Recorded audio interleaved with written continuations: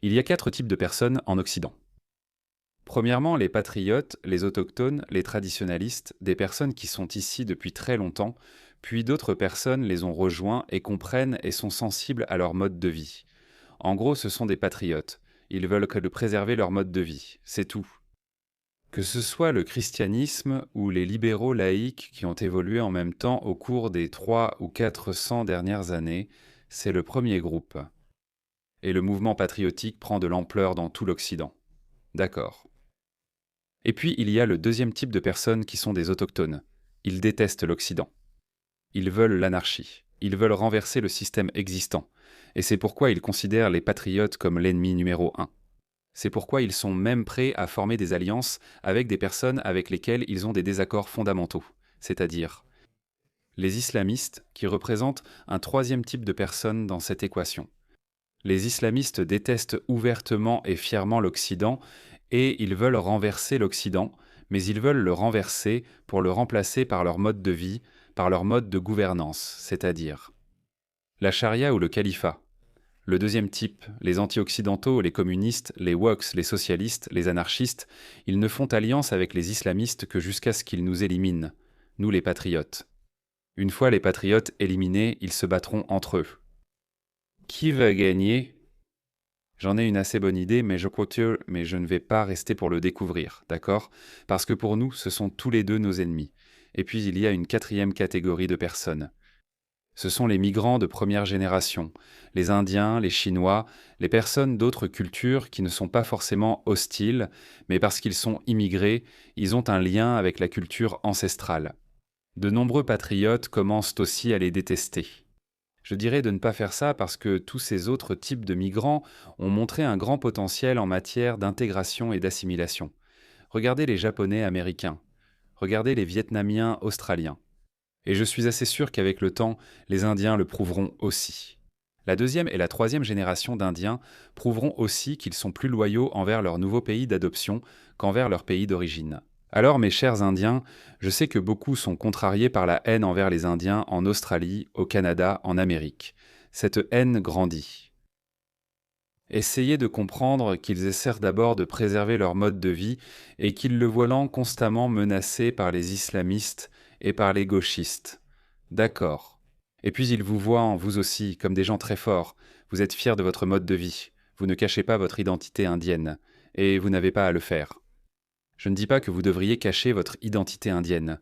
Mais quand vous faites des choses comme Diwali ou Holi, ou des feux d'artifice, ou des pétards, ou que vous créez d'autres choses absurdes comme des emplois réservés uniquement aux Indiens, un peu comme le font les musulmans, cela va provoquer un certain ressentiment. Mais j'ai en fait bon espoir qu'avec le temps, ou à terme, quand nous verrons la deuxième et la troisième génération, des personnes qui sont nées et ont grandi ici, elles finiront par s'assimiler comme tout le monde, comme n'importe quel autre groupe. C'est ce qui va arriver, bien qu'il y ait certains Indiens de deuxième génération que j'ai vus en Australie et en Grande-Bretagne qui sont quelque peu obsédés par le colonialisme et qui veulent punir la Grande-Bretagne actuelle, le Royaume-Uni actuel. Et ils s'alignent aussi avec les islamistes et les woks. Ce type, Ashok Kumar, il est professeur dans une université britannique, je ne sais pas laquelle, il est à l'avant-garde de ce mouvement. Il demande toujours des réparations. Ne fais pas ça, ils te détesteront encore plus. Ce sont les 4 types de personnes. D'accord, mais moi je ne m'intéresse qu'aux deux autres, tu sais, les islamistes et les woke et leur alliance. Ils n'ont en commun que leur haine de l'Occident. Donc on a des gens comme ça, regarde ça. Greta Thunberg est à l'avant-garde de ce mouvement. La voilà en train de manifester et de réclamer l'accueil de plus de réfugiés. Encore une fois, ils veulent l'anarchie. Elle n'est peut-être pas très intelligente et ne comprend pas. Elle croit que tout est bien, que nous sommes tous égaux et qu'on s'aime. Tout ira bien. Je pense que c'est ce qu'elle comprend. Mais nous savons qu'il y a un enjeu plus vaste, l'agenda mondialiste. L'agenda mondialiste vise à désintégrer, à dissoudre les cultures autochtones d'origine, l'ordre mondial capitaliste occidental. Ils veulent dissoudre cela et le remplacer par leur propre nouvel ordre mondial mondialiste, qui sera socialiste et communiste. Elle ne comprend peut-être pas cela, mais c'est l'agenda derrière tout ça. Écoute-la. C'est une idiote. C'est une idiote. Une véritable idiote. Elle proteste contre le plan de la Suède de renvoyer les migrants illégaux. La Suède d'ailleurs était aussi très wokiste, mais ensuite ils ont réalisé qu'est-ce qui s'est passé.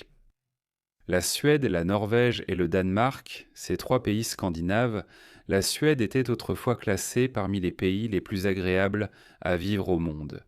Je pense que c'était les pays les plus prospères et agréables.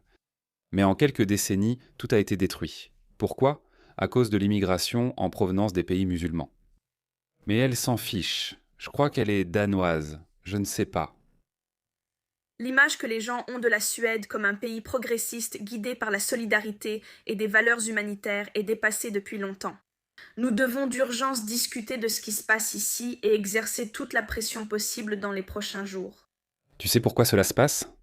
Pourquoi la Suède n'est-elle plus l'utopie humanitaire d'autrefois? Car dans une société homogène, elle accomplissait de grandes choses. Mais quand on fait venir des gens de cultures du tiers-monde, des cultures terribles, alors cela arrive. Ouh, qui est cet homme? Pas un seul Suédois en vue. Aucun d'entre eux n'est suédois. C'est pour ça. Désolé. C'est pour ça. C'est la raison pour laquelle la Suède n'est plus un pays progressiste, parce qu'ils envisagent d'expulser ces personnes. Regardez ça. Voici la police suédoise qui essaie de les contrôler. Regardez, ça n'arrivait pas en Suède avant, les gars. Voilà ce qui se passe. Quand on importe le tiers-monde, on devient le tiers-monde. Mais cette folle ne peut pas comprendre ça. Elle dit « La Suède n'est plus progressiste ». Eh bien, En Suède, les personnes qui sont venues ici enfants, qui ont grandi ici et construit toute leur vie ici, ne le sont pas. tu as vu quel genre de vie ils avaient en construite ici? Ghetto, criminalité. Il y a eu plus d'explosions en Suède en 2025 qu'en Afghanistan et au Pakistan réunis. Eh, tu te rends compte? Tu peux croire ça, l'Afghanistan et le Pakistan? Il y a presque une guerre civile là-bas, et il y a eu plus d'explosions en Suède qu'en Afghanistan. Pas réunis, je crois. Plus qu'en Afghanistan ou au Pakistan. Maintenant, ils sont de plus en plus expulsés sans leur famille vers des pays avec lesquels ils n'ont aucun lien et qui ne sont vraiment pas sûrs pour eux. Et ces jeunes n'ont rien fait de mal. Ils suivent. Bravo la Suède, ils n'ont rien fait de mal. Et alors s'ils ont fait exploser un commissariat? Et s'ils ont extorqué de l'argent à une Suédoise innocente, à une famille suédoise, ou s'ils ont violé une Suédoise? Ils ont suivi le chemin qui leur a été donné et sont surtout des enfants de travailleurs immigrés qui, en atteignant l'âge de 18 ans, risquent maintenant de perdre leur droit de rester ici. Et cela alors que la Suède devient de plus en plus hostile et raciste dans sa politique migratoire, comme tant d'autres parties du monde. Et le gouvernement suédois négocie même maintenant avec les talibans pour faciliter les expulsions, pour ne citer qu'un exemple. Et ces mesures inhumaines. Quel est le problème avec ça? Vous aimez les talibans, vous aimez les islamistes, vous aimez les musulmans. Quel est le problème avec ça? Quel est le problème avec ces gens-là? Les expulsions d'adolescents ont suscité beaucoup de colère en Suède, et à juste titre, au point que le gouvernement a été contraint de suspendre certaines de ces expulsions. Regardez bien, qu'est-il arrivé à la Suède? Remettons cela en perspective. Qui est expulsé? Regardez la Suède, 60 viols pour 10 000 habitants en 2010. Regardez comme ce chiffre ne cesse d'augmenter. Ces jeunes hommes qui grandissent maintenant, issus de cultures étrangères, c'est ce qui se passe. Je me demande si ces femmes libérales, éveillées, favorables à l'accueil des réfugiés et aux frontières ouvertes, bla bla bla. Elles resteraient fermes et garderaient leurs opinions même après être devenues victimes de ces personnes. Je ne sais pas, je ne souhaite rien de mal à personne. Mais je pense que les personnes qui ont des opinions très tranchées doivent traverser certaines expériences dans la vie. Mais le problème est loin d'être résolu. Dans les prochains jours, le gouvernement suédois présentera une proposition à ce sujet. Il y a un grand risque que beaucoup soient laissés pour compte et doivent quitter leur famille et leur vie ici pour retourner dans leur pays. Tom Holman a dit « Il ne s'agit pas de les séparer de leur famille, mais d'expulser les criminels. Si les familles veulent partir avec eux, elles peuvent partir avec eux. Pourquoi ne partez-vous pas avec eux? Ces gens préfèrent séparer leur famille plutôt que de quitter un pays occidental qu'ils détestent. » N'est-ce pas incroyable? Beaucoup ne sont même jamais allés dans ces deux pays et n'y connaissent personne. Et si nous acceptons cela, bien sûr, ça ne s'arrêtera pas là, ça continuera de s'étendre. Le droit de demander l'asile est un droit humain fondamental et ne peut pas être compromis. Nous devons nous rappeler que ces pauvres gars... Je trouve que c'est trop, j'en ai marre. Donc elle a filmé ça le 15 mai, bien joué, la revoilà. Elle proteste, elle exige que le gouvernement néerlandais fasse venir des dizaines de Gazaouis aux Pays-Bas. Des dizaines de Gazaouis. Voici une statistique du Danemark, son pays natal. Elle souhaite accueillir davantage de Gazaouis et de Palestiniens. Donc en ce qui concerne le viol au Danemark, les Palestiniens, les hommes palestiniens, sont 12 fois plus susceptibles de violer une femme qu'un homme danois, 12 fois plus. Vous comprenez, ils ne violent jamais les femmes de leur propre communauté. Et une mention honorable pour la Somalie aussi. Ils sont 20 fois plus susceptibles. Encore pire, ils sont 20 fois plus susceptibles de commettre un viol au Danemark qu'un Danois moyen. Ils ne s'en sortent pas mieux dans les autres catégories non plus. Concernant les agressions contre les agents publics, ils ont 9 fois plus de risques de tentative d'homicide, 20 fois plus de risques de chantage et 27 fois plus pour d'autres délits. Ils dominent le classement. Cambriolage, 10 fois plus probable. Encore une fois, ils sont en tête. Pour la falsification, ils sont 9 fois plus susceptibles qu'un Danois. Les Somaliens, eux, sont en tête avec 13 fois plus. En ce qui concerne la fraude, ils sont à égalité avec les Somaliens, 8 fois plus susceptibles. Agression grave, 12 fois plus susceptibles. Deuxième dans le classement. Attouchement. Ils n'aiment pas peloter les femmes. Bien joué. Bon point pour la Palestine. Ils n'aiment pas peloter. C'est un vrai problème. Merci les hommes prédits palestiniens de ne pas peloter. En fait, non, attendez, ils passent directement à l'acte. Ils passent directement au viol. Mon Dieu! C'est que ils ne pelotent pas, ils passent indirectement au viol. Vol, 16 fois plus probable. Vol, en tête du classement, 8 fois plus probable. Donc elle veut que les Pays-Bas accueillent encore plus de ces personnes. Incroyable. Le 30 avril, la plus haute cour des Pays-Bas a statué que la ministre néerlandaise des Affaires étrangères est obligée d'évacuer 48 personnes coincées à Gaza. Pour les 48 personnes, le gouvernement néerlandais est obligé. Tous ont obtenu l'approbation pour des permis de séjour aux Pays-Bas, et la majorité sont des étudiants admis dans des universités néerlandaises. Pas de tripotage, cependant. Viol, vol, cambriolage, agression contre des agents publics, tout cela va exploser. Cependant, malgré ce jugement qui précise clairement l'obligation du ministre, le gouvernement néerlandais n'a pris aucune mesure concrète pour aider ces personnes à quitter Gaza. Cela les a laissés dans l'incertitude pendant 6 mois. Désolé. Le ministère des Affaires étrangères abuse de la loi en imposant à chaque titulaire de visa une procédure judiciaire, malgré des décisions similaires de la plus haute cour. Mec, ces tribunaux. Regardez ces tribunaux. Ces juges woke, ils doivent être tenus responsables. Regardez ça. Montre-moi à quoi ressemblent les gens. Montre-moi. Montre-moi à quoi ressemble le pouvoir. Montre-moi à quoi ressemble la démocratie. Des fous. Ces gars sont des fous. Regardez ça, encore un moment de folie. Cligne 2 fois des yeux si tu es en danger.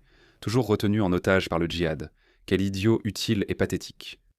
Relâchez-la parmi ces gens qui ne sont que les statistiques que je vous ai montrées. Meurtre, meurtre de guerre, tu devrais avoir honte et babouche. Cette fille dont nous sommes fiers, c'est une vraie héroïne. Les gars, donc ces types sont anti-occidentaux, d'accord ? Ce sont des anti-occidentaux.